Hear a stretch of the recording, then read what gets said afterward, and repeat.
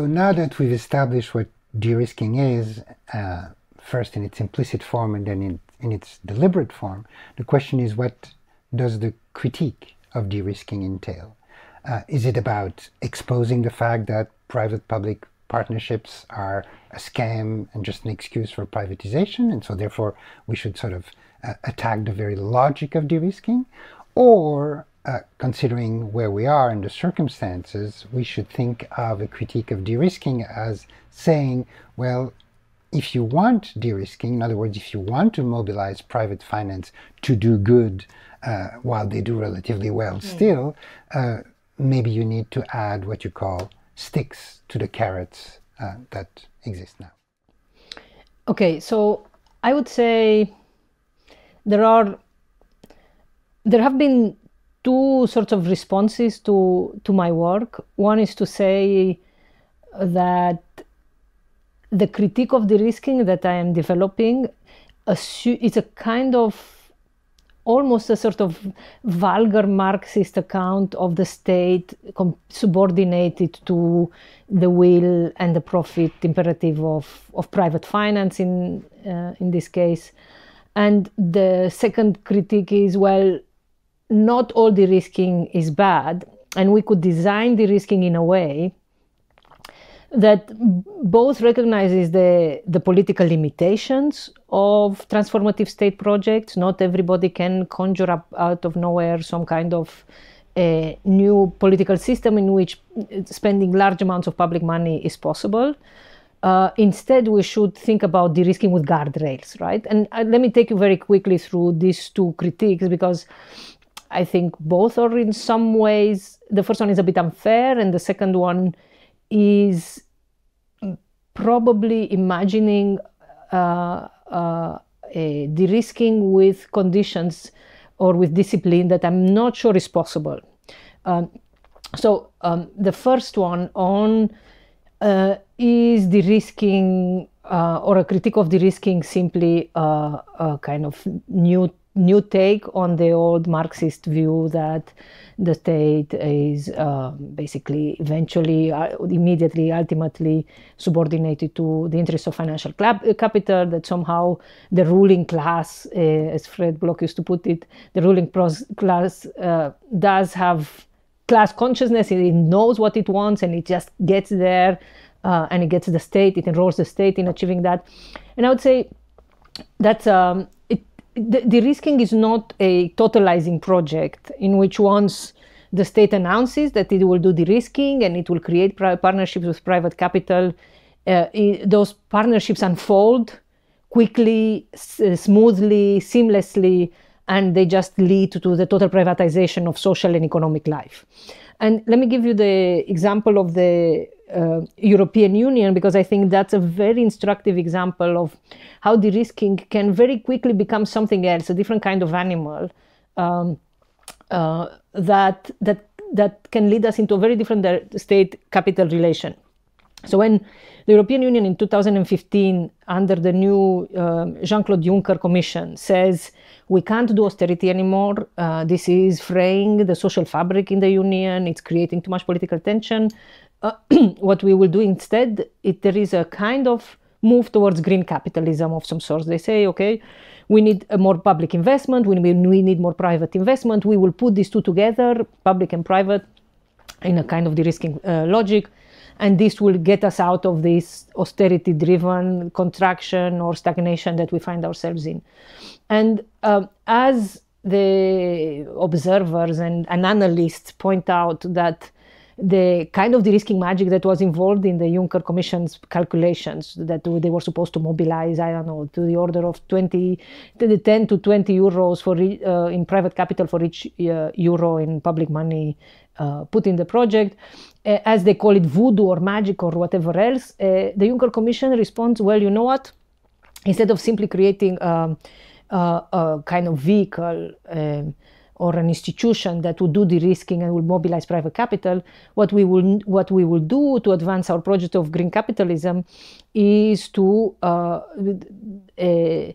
introduce the sustainable finance taxonomy. And the sustainable finance taxonomy is a way in which it starts within a logic of de-risking to say, how can we identify green projects where finance could invest, and how could we encourage investment in those green projects, and therefore, accelerate our climate transition, deal with the climate challenge. They didn't call it a climate crisis then.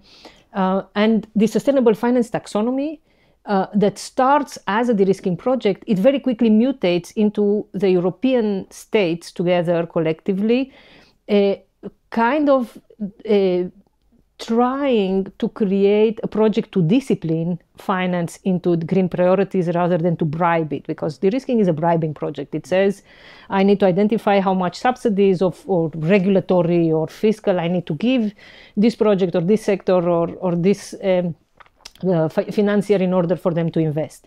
But in the sustainable finance taxonomy and then in the Green New Deal project of the European Commission, what we see is that de-risking mutates into a state discipline project as the high-level expert group that the European Commission puts together, which was mostly but not exclusively made of financiers, says, well, we should have a green supporting factor, which is a technical term for de-risking particular sets of assets or of green assets. Besides this green supporting factor, we should have a brown penalizing factor.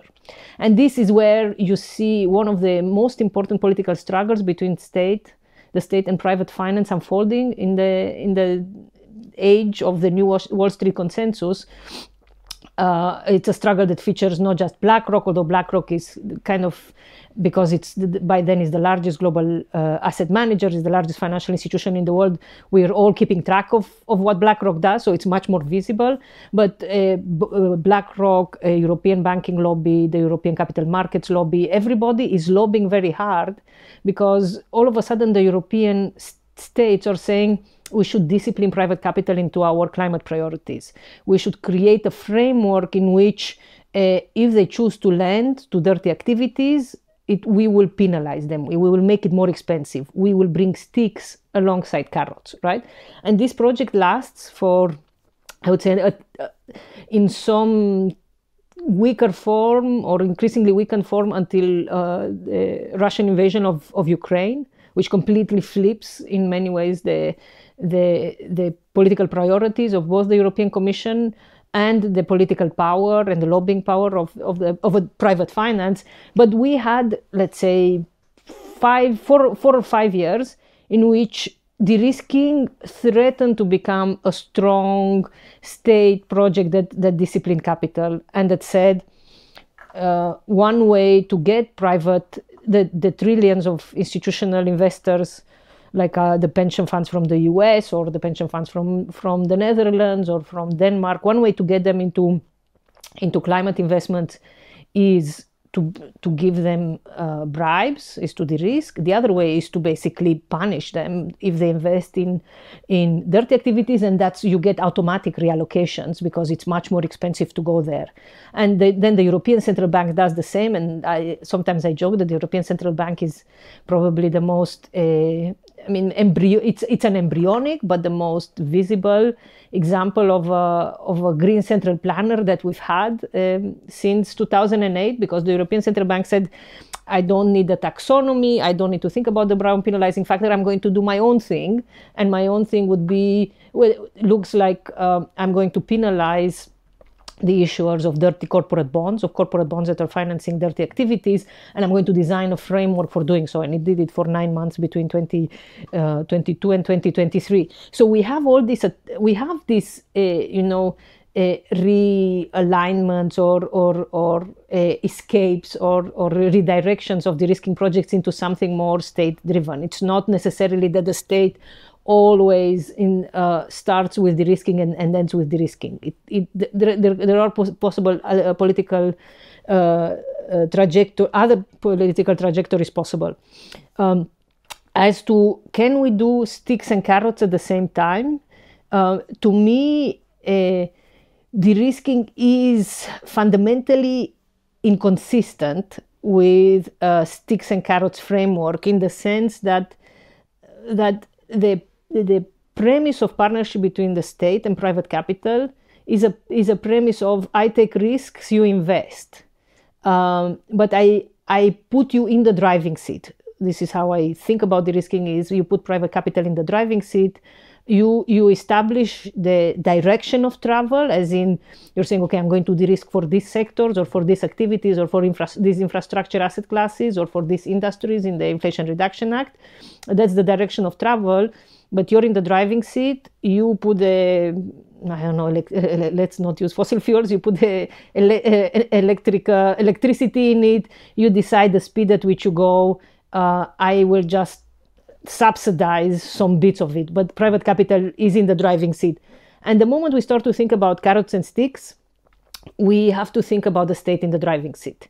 And when the state is in the driving seat, to me, it's not just it offers carrots at the beginning of a project in order to change risk-adjusted returns for the private investor. But the sticks framework is fundamentally different because it requires the state to constantly monitor the performance of the investors that it supports against some strategic priorities. So I would say it's inconsistent. De-risking is not a political project that can easily accommodate the kinds of sticks that are necessary for transformative state projects. And that's why, to me, the Biden administration, although it triggered some increase in manufacturing investment in the United States, it was never going to be a viable counter project to the Chinese state-led industrial policy. The Biden administration still had a private capital-led de-risking project in industrial policy. Having said that, I also sometimes as a policy advisor wear a hat of pragmatism, and there is a hat of pragmatism for countries in the global south that says there should be certain sectors where you could do let's call it some kind of developmental de-risking. For example, in the energy sector or in energy investment, I would say mostly I would kind of bracket or isolate social goods like education, health. Those social infrastructures should always be publicly funded, publicly owned, publicly invested. But there are certain sectors like energy where you could think about, or like climate investments where you could think about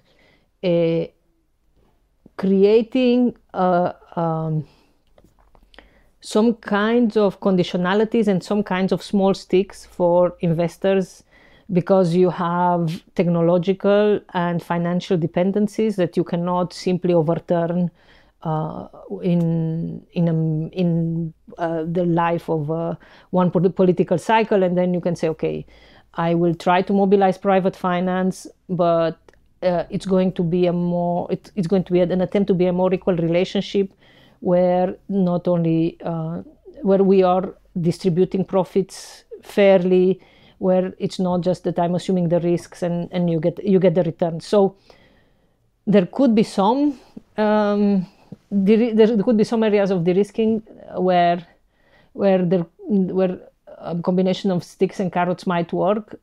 Besides the energy sector, the energy investments, particularly renewable energies, is probably one where I would reluctantly agree that given the constraints that countries in the global south have, we could do that. With my colleague Ndongo Sambasila from Senegal, we worked on Namibia's attempts to create a green hydrogen sector through de-risking, that is through taking some of the risks from private equity and investors and German renewable green hydrogen experts.